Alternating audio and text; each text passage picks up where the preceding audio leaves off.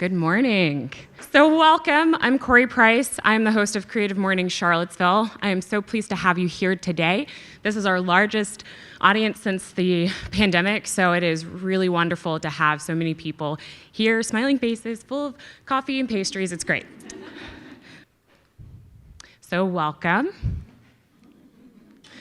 Creative Mornings, for those of you who are less familiar, is in 223 chapters across 67 countries with 27K per month attending, 10,000 talks online, and 11.2 million video views. So this is truly an expansive organization all across the world, and even here in Charlottesville. So the theme of this month is depth. And we have a couple of sponsors we like to thank. First, our global partner, MailChimp, and I have a quick word from them. MailChimp & Co. wants to help you learn in good company. Did you know that they have a full page of resources for freelancers and agencies?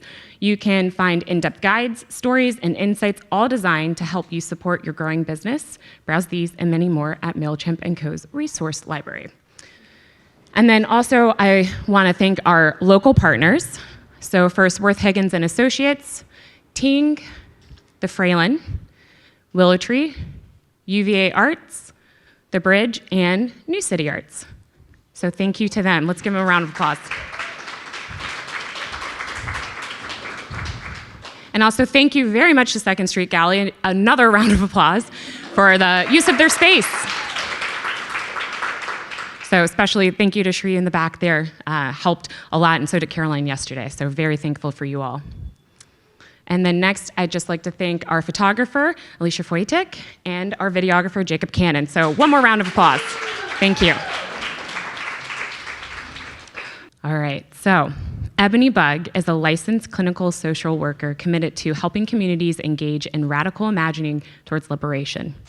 She received an undergraduate degree in biology from the University of Virginia and holds a master's in social work from Virginia Commonwealth University. She is currently the director of programs for the Charlottesville Area Community Foundation, where she stewards philanthropic resources for community impact. She is a founding member of the Central Virginia Clinicians of Color Network and serves on the board of Second Street Gallery and Virginia State Board of Social Work. Ebony is a registered yoga teacher and is passionate about the healing benefits of mindful movement, breathing, and meditation. She loves gallivanting around the globe, culinary adventures, and exploring underwater worlds as a scuba diver. So please join me in welcoming Ebony. We're gonna hit the lights, all that good stuff.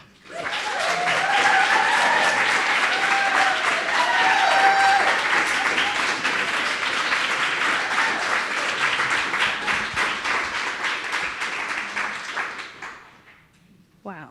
Can you guys hear me okay? Oh, well, thank you all for being here. I thought, okay, I don't know who's going to show up at 8:30 in the morning for this, but for those of you who know me really well, you guys know that this is not my natural habitat. Both standing in front of a room with a microphone and that being at 9 o'clock in the morning wearing regular clothes. So I hope you guys can bear with me as I share just a few parts of my life with you that I hope live up to the Creative Mornings manifesto. So first, I'm going to start with a little bit of grounding, and I want to encourage any of you who have a hat and feel comfortable doing so, removing it, just placing it on the seat next to you or somewhere out of reach. If you're holding anything, you can set it down. If you are wearing glasses, I would encourage you to take those off for a second. You're not going to need them right this second. Nice. That's my teacher voice. Okay, so this is something that I like to do when I am trying to gather myself and really call on all of the things that bring me joy and creativity, a way of being my highest self in the world. So I invite you, if you feel comfortable, to close your eyes or just bring your gaze inward into yourself and just take a few moments to settle into your seat. Notice any of the ways that you might still be trying to kind of hold yourself erect, kind of maybe keeping yourself from your neighbor or holding something, close to you. So just start to relax into the seat that you're in and maybe allow the back of the chair to hold you up, the seat of the chair to actually hold you up in place.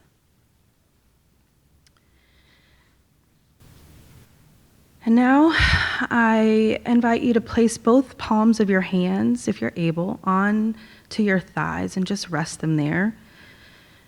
Maybe noticing the warmth of the palms on your thighs. Maybe the muscles in your legs relax a little bit more. And from this place, I invite you to connect with a sense of being grounded, maybe rooted, maybe imagining the lineages you come from, maybe feeling that amazing force of gravity kind of holding you in place.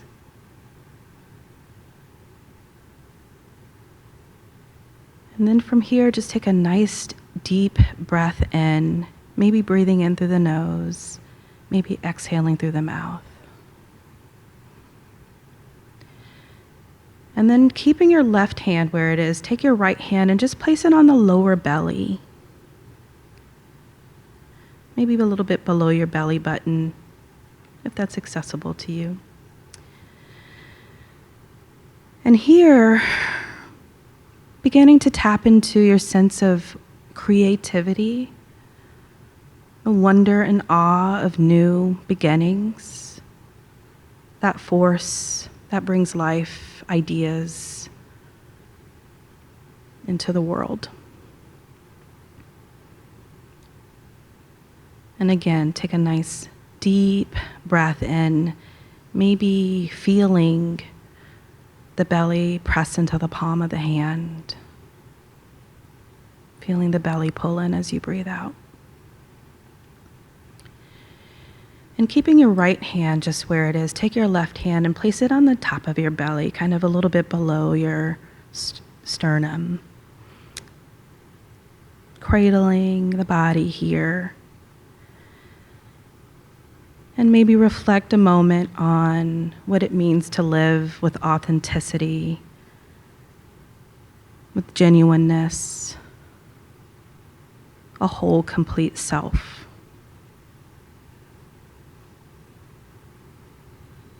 And again, taking a deep breath here,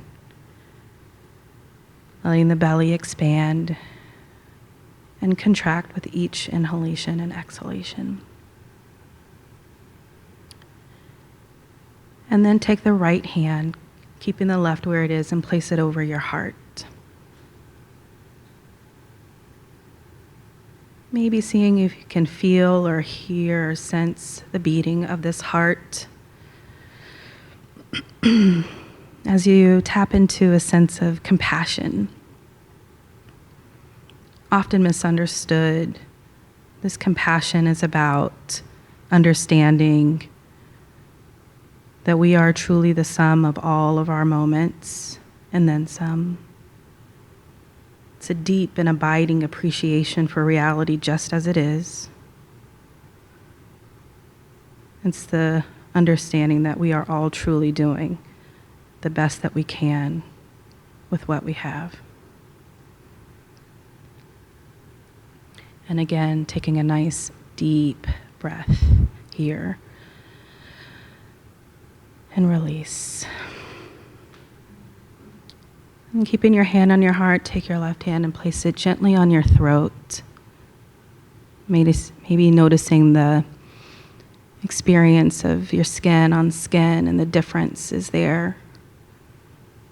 And connecting with your voice, the voice that speaks kind words to that gentle heart, the voice that speaks truth to power. And again, taking a nice deep breath, maybe feeling the vibrations in your throat.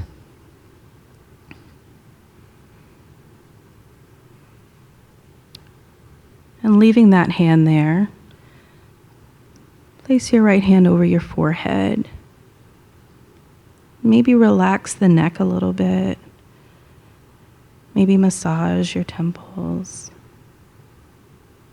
And just connect with your intuition, that ancestral wisdom, that cellular knowledge that you came here with,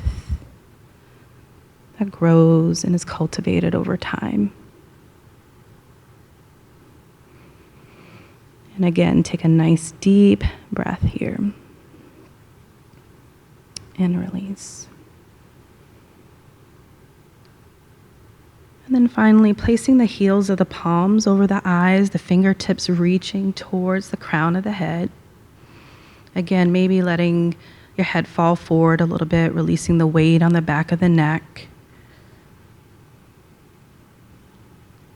As we contemplate the interconnected and interdependent web that we all exist in.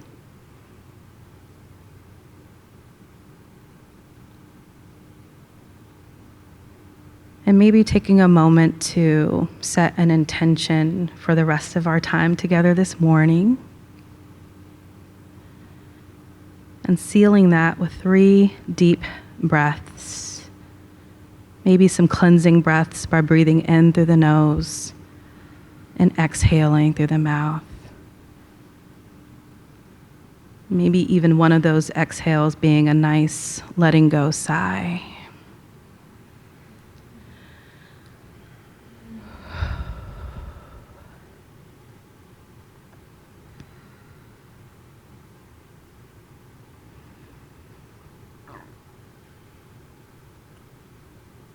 And then when you're ready, just keep your eyes closed, but release the hands and bring some gentle movements back into your body.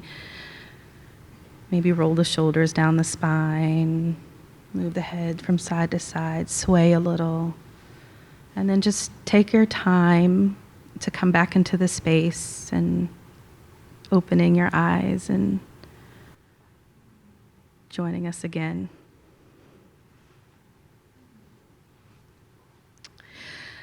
Hi. So I'm Ebony Bugg, and I'm really glad to see you all this morning. I've learned that sequence while I was watching yoga videos with a newborn when I couldn't afford to go to a yoga class, and I've embellished it over time. But thanks, Rodney Yee. I give a little shout out to that creator for hooking me up with that. It stayed with me. I've been practicing for over 20 years now, and that was one of those things where you just really learn how to make a way out of no way when you really, really, really want something. And I think that, ultimately that's kind of what this talk is about a little bit. So when the topic of depth was presented, it was sort of in the context of me as a scuba diver. And I really love the statement that the Creative Mornings team put out around depth and the different ways that you could play around with that concept. And so if you haven't read that, I really encourage you to take a look at it again. But I'll tell you, the first thing that I thought of when I heard that topic is my dear friend Samantha. She has this magnet in her bathroom, and it says, "My crazy runs wide and it runs deep," which is true. But every time I see that, my mind actually says, "My curiosity runs wide and my curiosity runs deep." And when, approached to talk about this, I was trying to think about what is the deepest thing about me? What is the most truest thing about me? And I think it is a boundless curiosity about the world that we live in, about the people that we live with, this planet that we live on, and the people that we live as. And I think that has really been the defining thing in my life. And I've been really, learning to honor that aspect of myself.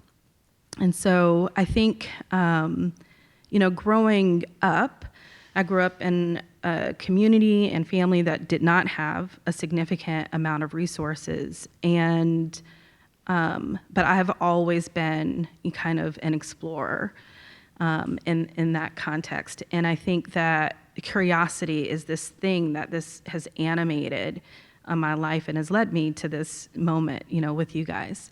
And so I'll share just a couple of stories with you guys just from my life that ties into the work that I do in the community fairly loosely. And so I think the first is that I'm a diver because by as a consolation in many ways. And so I really actually wanted to be an astronaut. And I remember very early on, sometime when I was young, trying to apply to space camp. And this was a time when people read newspapers, information was shared in newspapers, you believed what they said, all kinds of things. It was really fascinating. And so I had a newspaper, and there was an application that you were supposed to cut out of the newspaper, fill in, and mail to NASA. And I was like, holy cow, I was a Challenger baby. At my fourth grade, school pictures is in front of it, with a telescope with Halley's Comet or something in the background. I've just always, felt like the stars were this place where the sort of vicissitudes of life, the sort of challenges of life just didn't exist, that this was a place of infinite possibility, the last frontier and all the language of the space race and all that. And so I had a golf pencil, not even a pencil, not even a pencil with an eraser, but a golf pencil that I'm almost certain was probably used for a lottery ticket or something. And that's what I was filling out my NASA Space Camp application with. And, I remember putting it in the envelope. I don't know if it was ever mailed. I do, and I clearly am not an astronaut. I did not go to space camp, but it's something that I keep with me all the time because I feel like the only boundaries I've ever experienced on my curiosity are ones that have been imposed by some external force in some way, shape, or form, right? Someone's opinion about how far I could go, so the resources that we had, or any of these, sorts of things that limit us in some way, shape, or form, but not myself, right? It wasn't this internal thought, I can't do this. I really thought when I, put pencil to newspaper that this was a real possibility for me at that moment in time. And why not? Why couldn't this be the thing? And so I lived in a body, growing up that often felt too something, too short, too poor, too black, too woman, girl, too whatever, too curious even, too inquisitive. My aunt used to call me questionnaire. Too talkative, which is true. But to something. And so I projected, all that two-ness on this universe that was, available to me every night in the sky. And so, things happen. You grow up and you start to hold the weight of the world a little bit. And some, those things get packed away a little bit. But I would see snippets of it coming out. And so I began to understand that the ocean was this other place for me. And I grew up partly in San Diego, California, and that curiosity, that tenacity got me out there. Like, as our family never went to the beach, but I tagged along with my friends. I always had, a good friend that went places and did things and just glommed onto them so that I could get out there. And so I learned to swim in the ocean. And my friends were there. There's this sandbar out there, and like they were gonna get there. And I was like, I'm gonna get there too. And this is me like swimming in like cutoffs and a t-shirt or something. We didn't even have swimsuits. So I just remember like making it work, moving my arms, moving my legs, sometime even like going underwater, closing my eyes tight and just moving forward towards that place. And that is when I really feel like I understood, like, oh, this is the thing. This is the thing that is actually big enough to hold me. This is the thing that's big enough for that too-ness, that too much, that, questioning. And so, since then, I think that's when the ocean really became my friend and just a place where I could go to completely replenish myself, that there was never a moment where I couldn't step into its waters and not feel awe and not feel whole at the same time. So I learned to swim. I learned to like kayak in the ocean. I learned to snorkel finally. And then I started to dive, and that was in 2017, which is a fascinating year for many of us. And so this is how this happened. So I was in the south of France, which, is a really long way from, where I grew up in so many ways. And I met a friend. I was taking French classes, and I met a friend from Belgium, and we were traveling all around. And so we went to Monte Carlo for the day, which was like the height of like some chic fantasy. And so I had like a spa day. I watched all those like Lamborghinis, and I went to the casino. It was only the second time I'd been in a casino. The first time was Circus on a Girl Scout trip. That's a story for another day. And so I was at the Monte Carlo casino, and I couldn't figure out anything. I've never gambled, but I played a couple hands of blackjack, and I won 50 euros. I promptly cashed out because it was way too much fun already. And when I got back to where I was staying in Nice, there were all of these signs for diving, and the cost for the first lesson was 50 euros.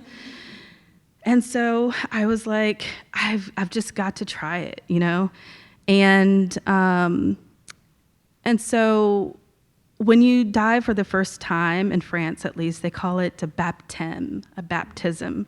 And it definitely felt like this rebirth in many ways, because I just had no idea, right? Like I had been swimming in this container in my mind for a long time, but had no idea what was going on beneath the surface and deep beneath the waves.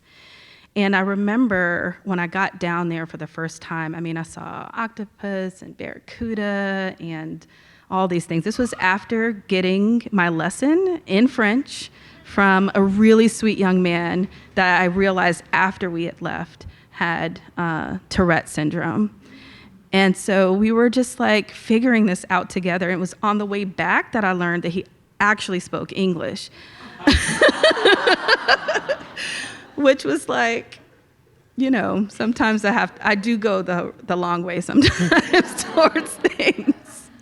But anyway, once I got down there, I actually remembered a conversation that I had when I was in college. My boyfriend at the time had this really gorgeous, amazing cousin, and I remember her coming over for a meal one day, and I was like, "What are you up to?" And she was like, "Oh, I'm taking scuba lessons." And I was like, "Why?"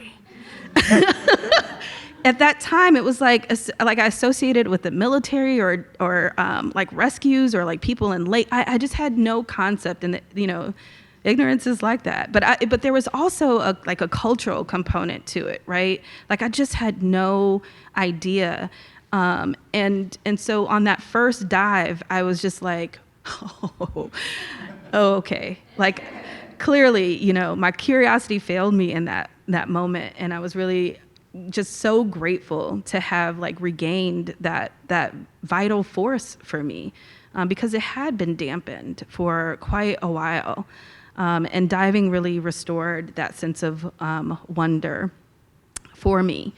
And so yeah, I had my first dive in the south of France in 2017, and it felt like a miracle.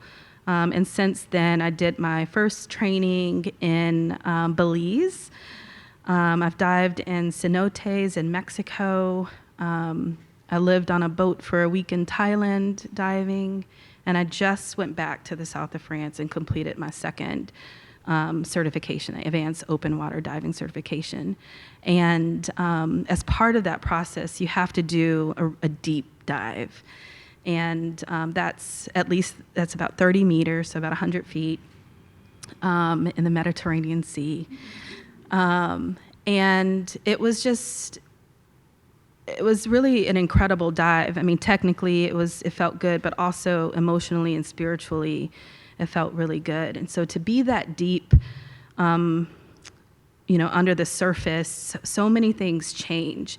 Like your breath becomes, it's always essential, but to be in that deep breathing meditative state is so important. The deeper you go, the faster you're using up your oxygen because of the pressure.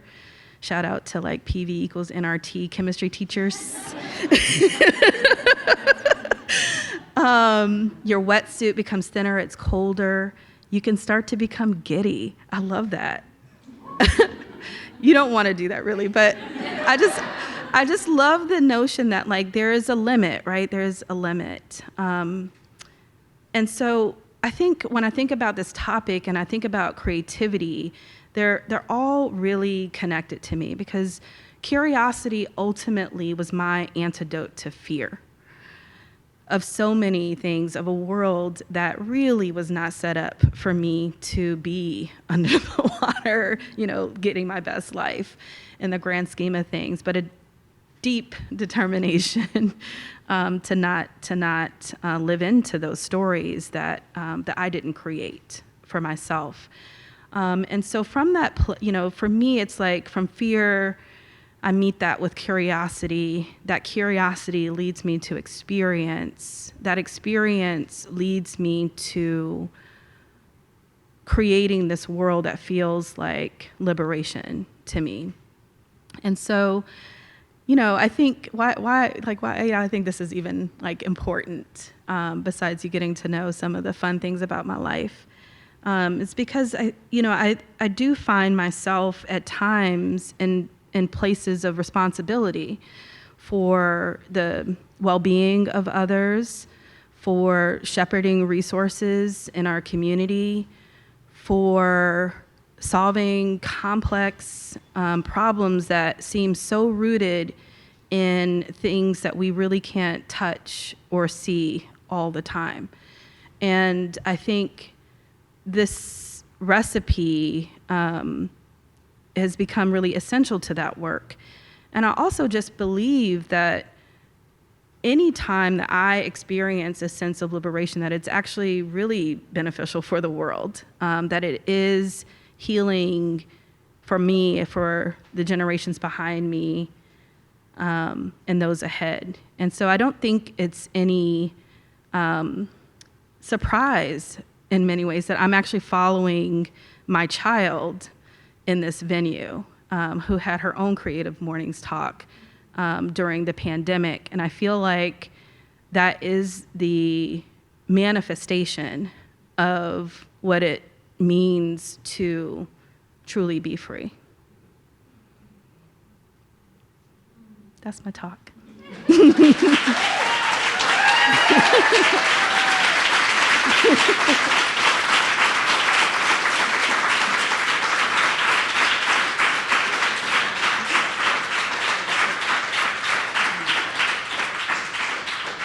All right, so we have some time for Q&A. So if you've got a question, raise your hand. And then, Evan, if you don't mind repeating the question so we've got it for the recording, that would be great. I'll do my best. Okay. If there's anyone that needs to sneak out and you're waiting for a good time, let you know. All right, Emma. What's the coolest thing you've seen underwater? What is the coolest thing I've seen underwater? Besides myself, you mean?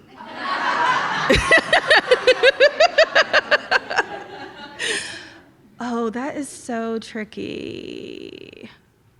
I will say, I think one of the coolest things I've seen underwater is on a night dive. And so, I'm sorry, I'm like the most epic prefacer.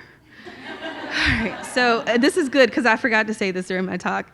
So the thing about diving is that it's wondrous, but like there's fear, you know? Like it's not like every moment, you know, it's an adventure sport, there's danger, there's all of those things. And so it is one of those really nice exercises where you're just constantly like managing that in the moment, but by choice, which is also cool.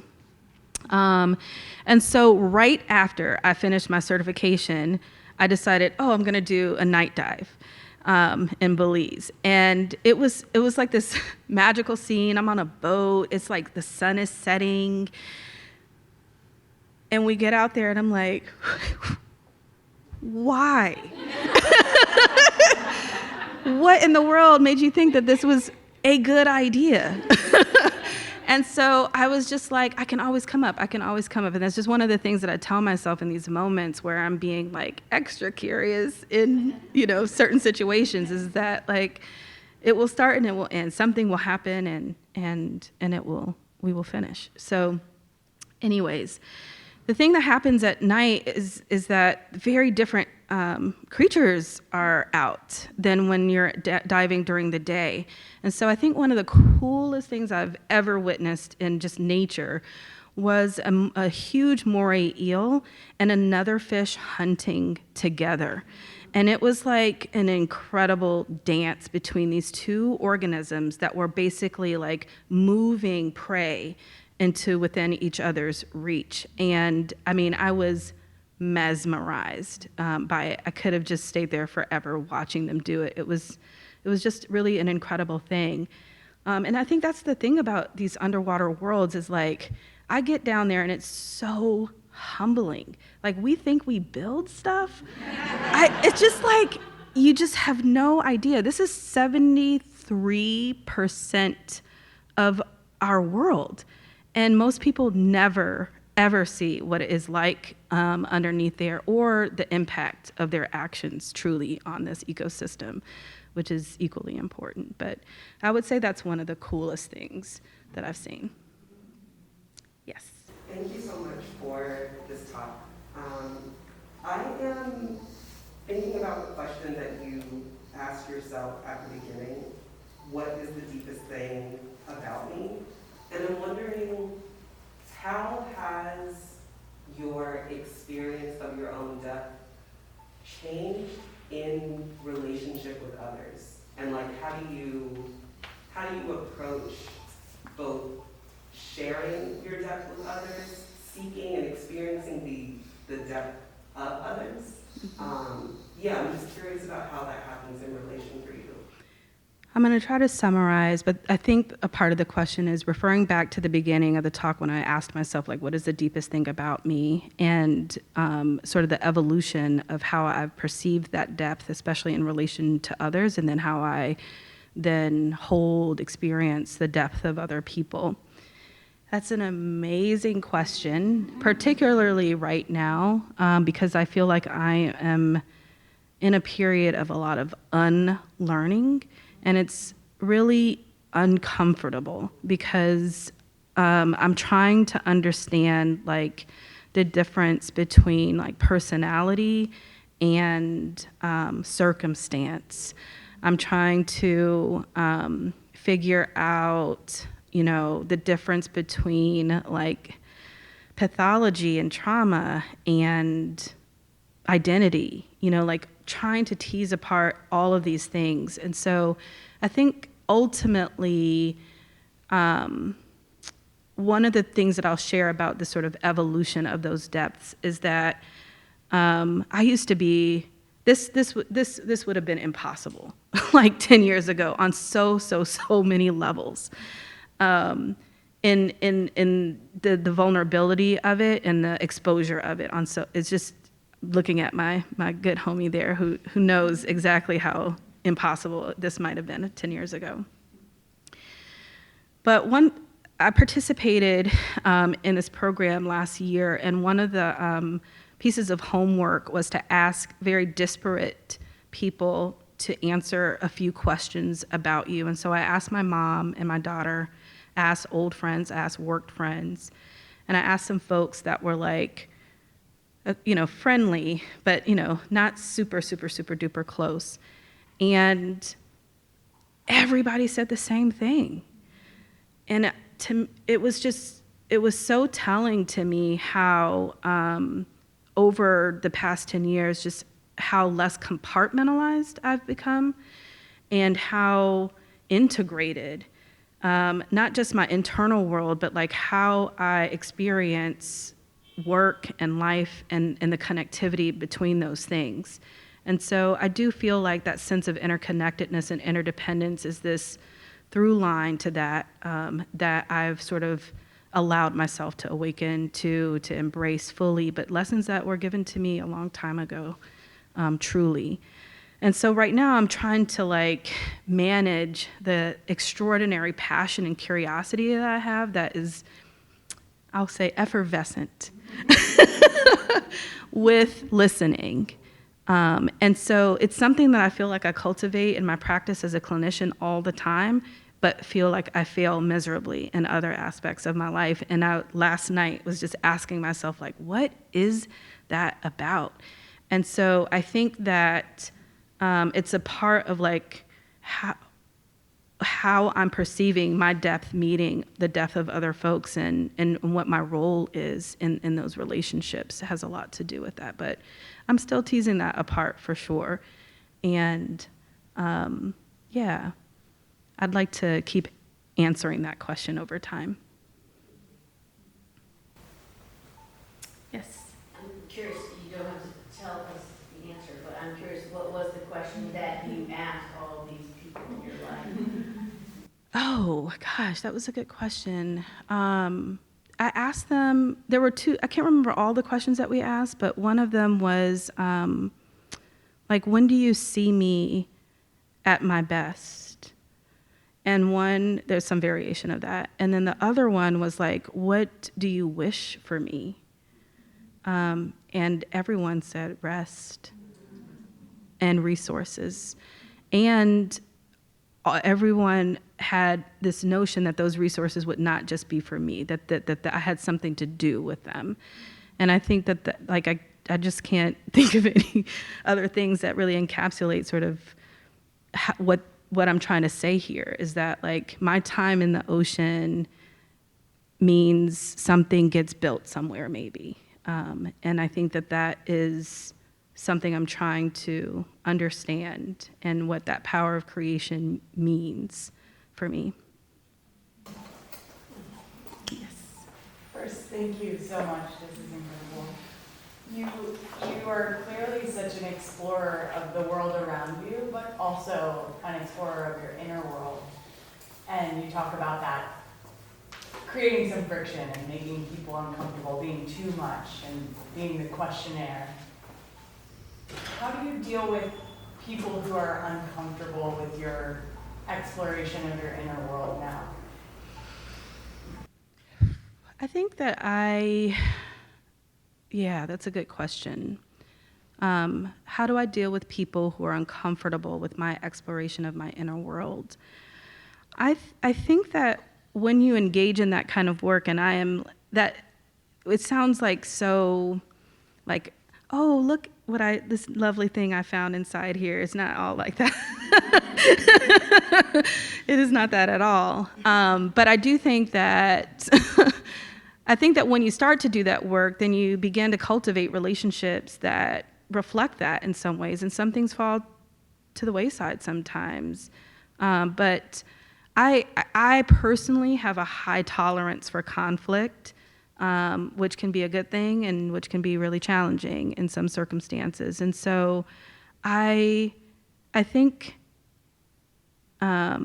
it's my nature to kind of not necessarily to reach consensus, but to reach understanding, and so I think that's how I tend to look at those types of things, and I feel like Octavia Butler has said, like there's nothing new under the sun, but there are new suns, and I feel like there's always this opportunity for something new to grow out of a relationship, out of the ashes of something. So that's one way of answering that question. I think that another way of answering that question is that the more and more I dig into this, the more and more I understand the ways in which, my true nature is encumbered by things that I've placed there, things that other people have placed there, and systems have placed there as well. And people do become uncomfortable when you start to challenge those things. And I have tried to remain silent in the face of those things, but I don't think that's my nature either. And so I think right now the biggest question is how, I can't be managing other people's discomfort all the time. That is not my job. But how do I manage the stress, the chaos that other people's discomfort can cause? To me, that's the question. And again, why I, return to that space again and again.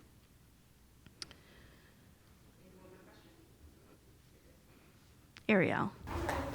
Just wondering what's next. Is there a next for you? Is there something that you are hoping to do or seeking out to do that will expand more of your curiosity? That's a really good question. When Corey and I first, what is next is the question. When Corey and I first talked about my talk, and I was trying to think through what I was wanting to talk about, and particularly focusing on curiosity, there was this sense that curiosity is about breadth as opposed to depth. And I've just been sitting with that a little bit. I've always had this fear of being a jack of all trades and master of none, or Jill, or Janet. Jesse? I don't know.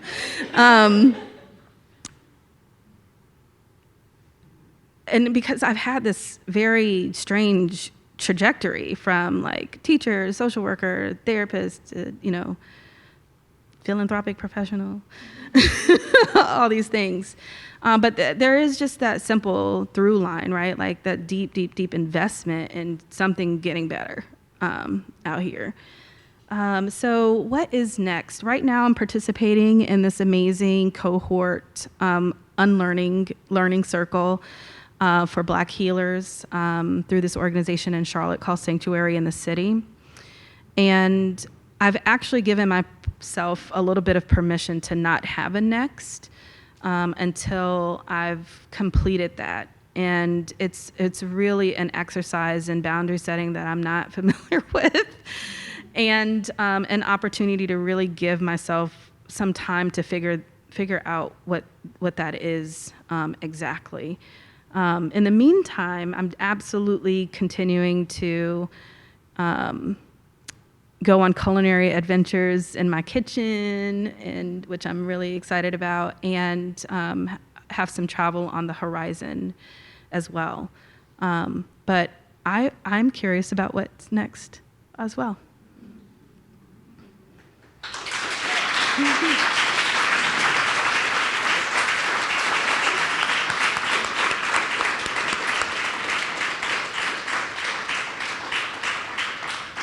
All right, one more round of applause because that was really wonderful.